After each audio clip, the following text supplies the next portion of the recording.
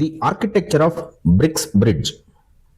நம்ம கமிஷன் கொடுக்காம இருக்கிறது மட்டும் பத்தாது, நம்ம பணம் ஃபுல் சேஃப்டியோட இருக்கணும்.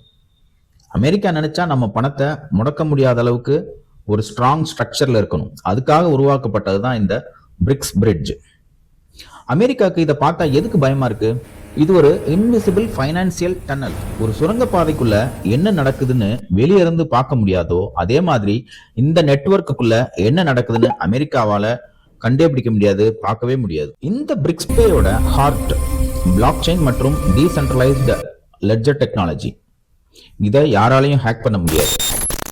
வேற ஸ்விஃப்ட் சிஸ்டமோட சர்வர் பெல்ஜியம்ல இருக்கு. அமெரிக்கா ஒரு சின்ன ப்ரெஷர் கொடுத்தா போதும், அது அவங்க கட்டுக்குள்ள வந்துடும். ஆனா பிரிக்ஸ் பேல தனித்தனி மையங்கள் அமைக்கப்பட்டிருக்கும்.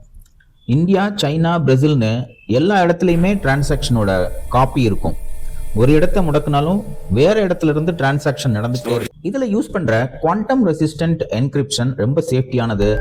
எந்த ஒரு சூப்பர் கம்ப்யூட்டர்னாலையும் இதை பிரேக் பண்ண முடியாது. 100% உங்களோட பிசினஸ் இன்ஃபர்மேஷன் சீக்ரெட்டாவே இருக்கும். ஃபார் எக்ஸாம்பிள், என்கிரிப்ஷன்னா என்னன்னா, வாட்ஸ்அப்ல நம்ம இதை பார்த்துருப்போம். சென்டர் அண்ட் ரிசீவர் மட்டும்தான் அந்த இன்ஃபர்மேஷன் பார்க்க முடியும். அதை தாண்டி வேற யாரும் பார்க்க முடியும்.